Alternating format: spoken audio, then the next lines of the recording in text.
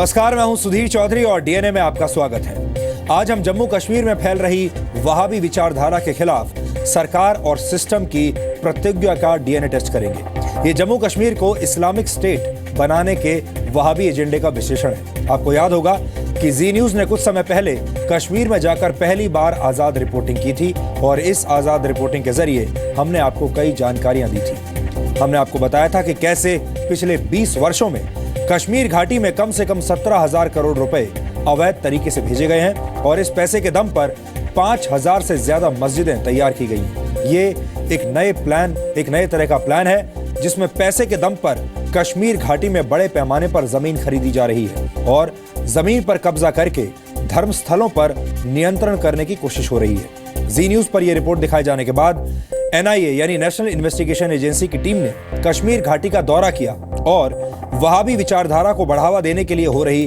Funding की जांच शुरू की थी। अब इस मामले में लेटेस्ट अपडेट यह है कि केंद्र सरकार वहाबी विचारधारा के जहरीले प्लान के खिलाफ एक बड़ा फैसला ले सकती है। हम इसके बारे में आज आपको विस्तार से बताएंगे। आप इसे कश्मीर में जी न्यूज की आजाद रिपोर्टिंग का बड़ा असर भी कह सकते हैं। और इसके साथ साथ हम जम्मू कश्मीर के एक ऐसे युवा का आज विश्लेषण करेंगे जिसके नाम के अंत में वानी लगा है और उसके पिता भी एक स्कूल टीचर थे। फर्क सिर्फ इतना है कि जम्मू कश्मीर का यह युवा बुरहान वानी की तरह आतंकवादी नहीं बना, बल्कि इसने देश के लिए जीने और मरने की कसम खाई है। और आज इस युवा की बातें कश्मीर से लेकर कन्याकुमारी तक हर देशवासी को सही और गलत के बीच का फर्क समझाएंगी। और इसके बाद हम अपने फ्राइडे स्पेशल डीएनए टेस्ट के लिए आपको आज आगरा लेकर चलेंगे, जहां हमने ताजमहल की तकलीफों का एक डीएनए टेस्ट किया है। डीएनए में आज हम आपको बताएंगे कि कैसे देश की पहचान कहा जाने वाला ताजमहल धीरे धीरे अब टूट रहा है। कहते हैं कि अगर आपको किसी देश के नैतिक मूल्यों और इतिहास को सहेज कर देखने से जुड़ी आदतों को समझना हो तो आपको उस देश की धरोहरों को करीब से देखना चाहिए। अगर किसी देश के लोग अपनी ऐतिहासिक धरोहरों को सम्मान देते हैं, उनका ख्याल रखते हैं और वहां का सिस्टम ऐतिहासिक धरोहरों को चोटिल नहीं होने देता, तो आप कह सकते हैं कि उस देश में नैतिकता की इमारत काफी मजबूत है। लेकिन ये विश्लेषण देखते हुए आपके मुंह से आज वाह ताज नहीं बल्कि आह ताज निकलेगा। इसलिए ताजमहल से प्रेम करने वालों को हमारा ये विश्लेषण आज मिस नहीं करना चाहिए। और आज हम एयर कंडीशनड कपड़ों के बारे में भी आपको जानकारी देंगे। इस डीएनए टेस्ट में हमारे युवा दर्शकों के लिए बहुत रोचक जानकारी है जो उनका ज्ञान वर्धन करेगी। लेकिन आज का डीएनए टेस्ट शुरू करने से पहले देखते हैं आज की तमाम बड़ी खबरें नॉनस्टॉप न्यूज में। कश्मीर में हिंसा के लिए वहाबी विचारधारा को बढ़ावा देने वालों पर केंद्र सरकार सख्ती बरतने जा रही है। सरकार का मानना है कि जब तक घाटी में वहाबी ताकतों पर पूरी तरह से काबू नहीं पा लिया जाता, किसी तरह की बातचीत नहीं की जाएगी। 18 जुलाई को जी न्यूज के डीएनए शो में कश्मीर में वहाबी विचारधारा के बारे में पूरी जानकारी दी गई थी। जी न्यूज की खबर के बाद एनआईए की टीम ने कश्मीर घाटी का दौरा किया और कश्मीर में वहाबी विचारधारा को बढ़ावा देने के लिए हो रही फंडिंग की जाँच शुरू की। हिंसा के साथ कोई समझौता नहीं हो सकता। हिंसा करने का लक्ष्य कोई भी हो, हिंसा हिंसा है और हिंसा को समाप्त करना है। सभ्य समाज में उसका कोई स्थान नहीं है।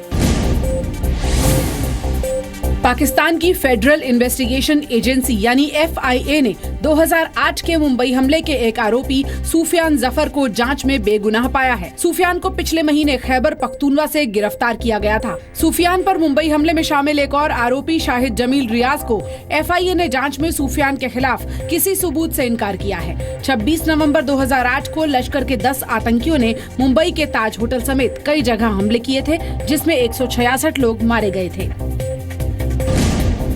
कांग्रेस उपाध्यक्ष राहुल गांधी आज अयोध्या में हनुमानगढ़ी मंदिर पहुंचे। राहुल ने मंदिर में पूजा की और हनुमानगढ़ी मंदिर के महंत ज्ञानदास से मुलाकात की। हालांकि राहुल गांधी राम जन्म स्थान के विवादित परिसर नहीं गए। दर्शन के बाद राहुल गांधी ने फैजाबाद में रोड शो भी किया। फैजाबाद के बाद राहुल ने यूपी के अंबेडकर नगर में खाट सभा की और पीएम नरेंद्र मोदी पर निशाना साधा।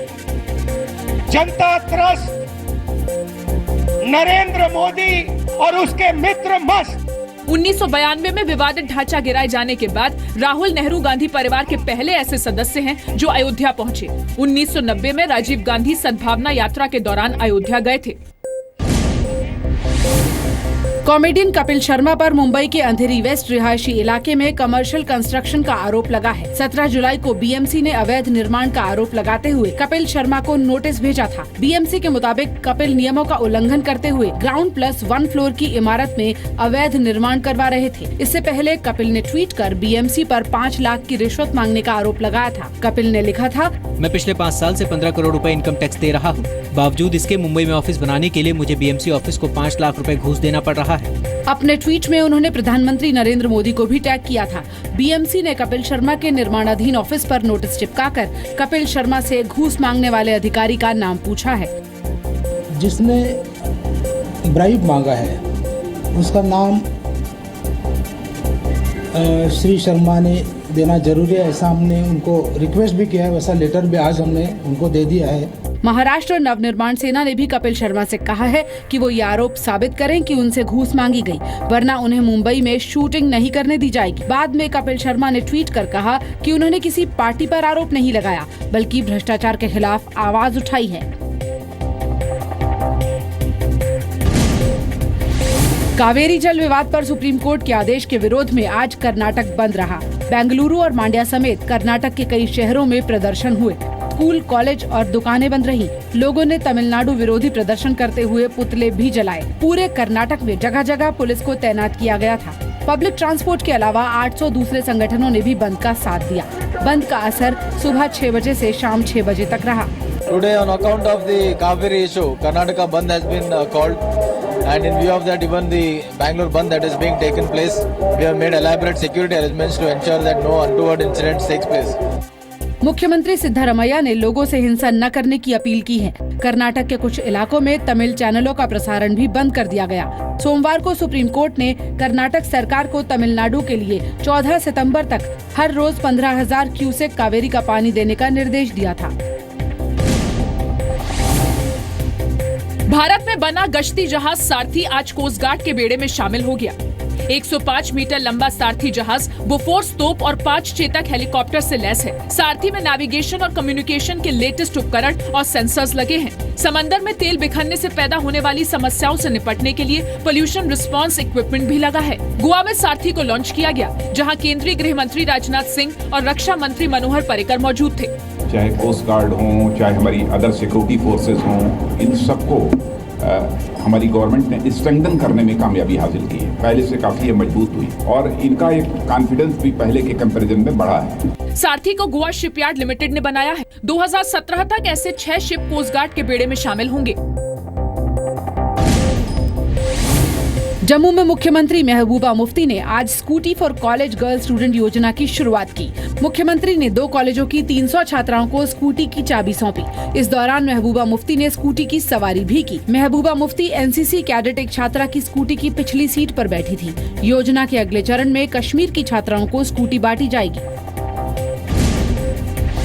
दिल्ली पुलिस ने आज महिला स्पेशल पीसीआर की शुरुआत की। पुलिस कमिश्नर आलोक वर्मा ने 5 ऐसी पीसीआर वैन को हरी झंडी दिखाई। इसमें एक महिला कांस्टेबल, एक हेड कांस्टेबल और एक एडिशनल सब इंस्पेक्टर होंगी। इन्हें हथियार चलाने की ट्रेनिंग खास तौर पर दी गई है। इन 5 पीसीआर में 4 महिला एएसआई, 10 महिला कांस्टेबल और 6 महिला हेड कांस्टेबल तैनात की गई हैं। अभी 5 पीसीआर वैन की तैनाती दिल्ली के लुटियन जोन में की गई है। समय आ गया है कि जब विमेन हर तरीके के पुलिस फोर्स में काम करने के लिए सक्षम हो और वो करें, ये जरूरी। ओडिशा के अनुगुल में यात्रियों से भरी एक बस पुल से नीचे गिर गई। इससे 20 लोगों की मौत हो गई। हादसा अनुगुल जिले में अथमलिक के पास हुआ। चश्मदीदों के मुताबिक पुल के पास पहुंचने पर ड्राइवर बस पर कंट्रोल नहीं कर सका। हादसे में 15 लोगों की मौत मौके पर ही हो गई। कुछ घायलों की हालत अभी भी नाजुक बनी हुई है। प्रधानमंत्री नरेंद्र मोदी ने हादसे पर दुख जाहिर किया। विवादित उपदेशक डॉक्टर जाकिर नायक का एनजीओ इस्लामिक रिसर्च फाउंडेशन अब गृह मंत्रालय की इजाजत के बिना विदेशी फंड नहीं ले सकेगा। केंद्र सरकार ने इस संगठन को पूर्व अनुमति लेने की श्रेणी में डाल दिया है। गृह मंत्रालय ने रिजर्व बैंक को कहा है कि बिना सरकारी इजाजत के जाकिर नायक की एनजीओ को विदेश से लाया पैसा न दिया जाए। सरकार ने फैसला एनजीओ की जांच के बाद किया है। जांच के मुताबिक जाकिर नायक की एनजीओ गैर कानूनी तरीके से काम कर रही है। जाकिर नायक के खिलाफ कई मामलों में जांच चल रही है। न सिर्फ गृह मंत्रालय बल्कि मुंबई पुलिस भी उसके खिलाफ जांच कर रही है। नाइक पर नौजवानों को भड़काने और पीस टीवी के जरिए सालों से देश और दुनिया में आतंक का पाठ पढ़ाने का आरोप है। अब कोई भी भारतीय नागरिक पद्म पुरस्कारों के लिए नॉमिनेट कर सकता है। सूत्रों के मुताबिक सरकार ने सम्मान के लिए नामांकन प्रक्रिया को आम लोगों के लिए खोल दिया है। इससे इन पुरस्कारों के चयन को पारदर्शी बनाया जाएगा। नॉमिनेट ऑनलाइन किया जा सकता है। नॉमिनेट करने वालों को अपनी वैलिडिटी का प्रमाण देने के लिए आधार डिटेल देनी होगी। पद्म पुरस्कारों में विवादों को देखते हुए सरकार पहली बार इस तरह की प्रक्रिया शुरू कर रही है।